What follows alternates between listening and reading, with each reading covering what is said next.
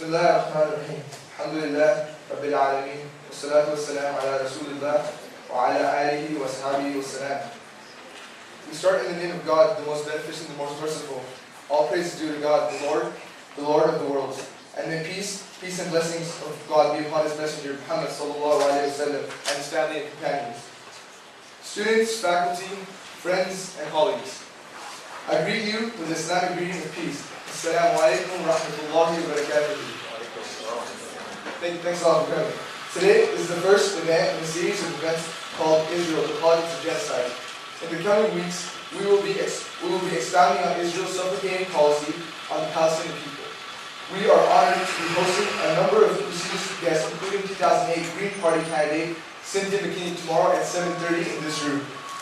Before we begin today's event, we will begin with some verses from the Muslim Holy Book, the Quran, by Brother Aslam ibn Abbas.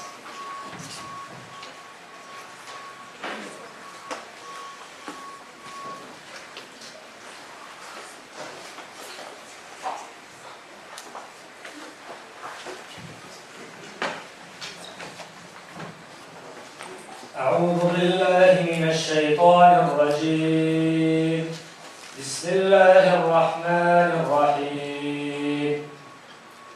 من أجل ذلك كتبنا على بني إسرائيل أنه من قتل نفسا بغير نفس أو فساد في الأرض فكأنما قتل الناس جميعا ومن أحياها فكأنما أحيا الناس جميعا ولقد جاءتهم رسلنا بالبينات ثم إن كثيرا منهم بعد ذلك في الأرض لمسرفون صدق الله العظيم.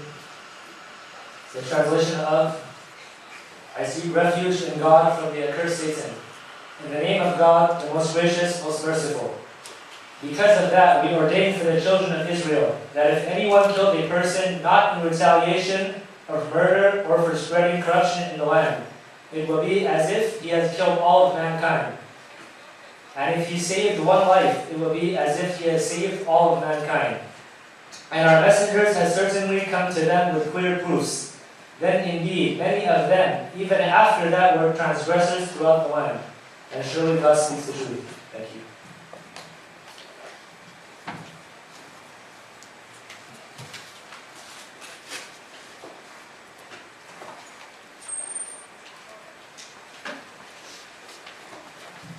Thank you, Brother Hassan. Today our guest is Anna Baltzer.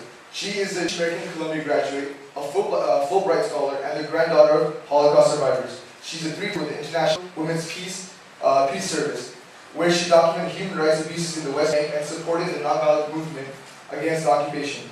She has spent most of her past few years in Palestine or on tour with her book, Witnesses in Palestine, a Jewish American woman in the occupied territories, and her acclaimed presentation, Life in Occupied Palestine, Eyewitness Stories Photos. So without further ado, here's Anna Baltzer.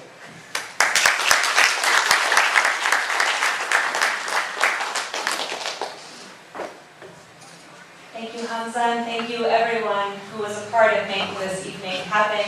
I am very grateful and honored to be speaking here tonight. I know that having spoken earlier today, there may be some people who have already heard me speak, some hearing me for the first time. So I wanted to get a hands of anyone that sort of see the hands of anyone who has not heard me speak. Because if I know how many people ever, these are people who have never heard me speak. Okay, good. So what that means is that I'll go over sort of some of the basics because I want to make sure people are on the same page about what's happening in Palestine. So welcome everyone, people who are coming back and people who haven't heard me speak. I certainly will be giving lots of new information for whoever's here tonight.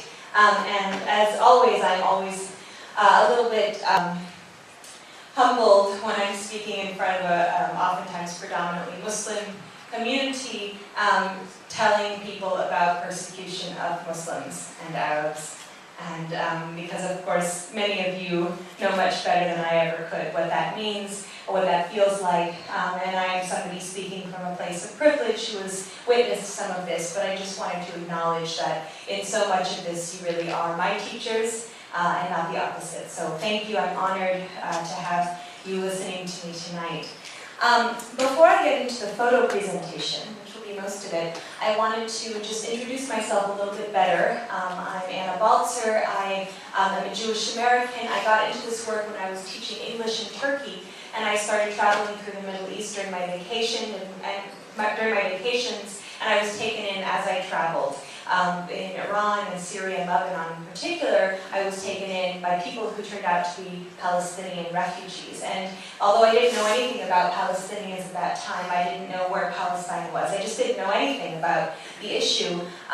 Through my friendships with people that I met along my travels, I began to hear, for the first time in my life, a totally different version of what was happening. And that's what prompted me to try and figure out, decipher. I didn't know who to believe, the people I was meeting, what my family said, what the media said, what my research told me. I was really confused, and so I finally decided I'm going to go see with my own eyes, and I'd like to tell you about what I saw. Over the years now, I have gone not only into the occupied West Bank, but also into other parts of historic Palestine, as well as parts of other areas in the Middle East where a lot of the Palestinian diaspora is. And I just got back actually from a trip through the diaspora, which is why I've actually amended, without the permission of the organizers, the title to "And the Diaspora," because I will be talking a bit about the Palestinian refugees, who are in fact a majority of the Palestinians involved in this issue. So anyway, one more clarification before I get started. I want to distinguish, as I always do, what it means to be Jewish from what it means to be Israeli, and from being Israeli, what it means to be a Zionist. So I'm Jewish. What does that mean? Well, somebody who's Jewish is somebody either of the Jewish religion or the Jewish lineage. It's a bloodline. My mother's Jewish, her mother's Jewish, etc. And that, to be Jewish, is different from what it means to be Israeli. An Israeli is a citizen of the state of Israel. And that, to be Israeli, is different from what it means to be a Zionist. That Zionism is the political ideology supporting a Jewish state in historic Palestine, essentially no matter what it does. So these are three separate categories. And Jewish, Israeli, Zionist, sometimes they overlap and one person is all three, but they are certainly not the same. There are Jews who are not Israeli, like myself. I don't have Israeli citizenship and I don't plan on ever getting it. There are Israelis who are not Jewish. About 20% of those who do carry Israeli citizenship are Palestinians. There are Jews who are anti-Zionist, who say this land should be for anybody who's been living there for generations, regardless of what their religion is or their ethnicity. And then there are Zionists who are not Jewish, the increasingly influential Christian Zionist movement, based largely in this country, that talks about fueling this conflict, not in any way to preserve Judaism. In fact, they talk about it in order to bring about Armageddon, speed the return of the Messiah. Again, this is Jews and Judaism. We know what happens in Armageddon in those stories. It's not about Jewishness, but it is Zionism. So we see here these distinctions, and they're crucial to make, first of all, for us to understand the wording in this kind of a presentation, but also just in general that the things that Israel is doing must not be confused with, the things that I found, occupation, oppression, these things have nothing to do with Judaism.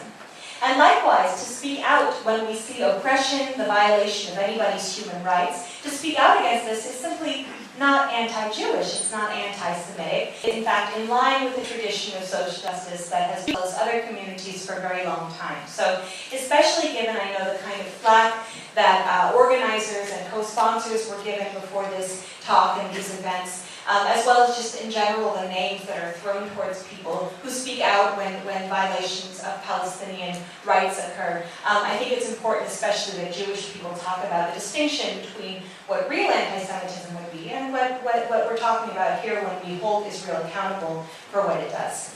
So with that, I'd like to start by orienting you. Of course, this is no surprise to most of the audience here, but just to get started, historic Palestine is an area of the Middle East, Israel-Palestine. I would like to present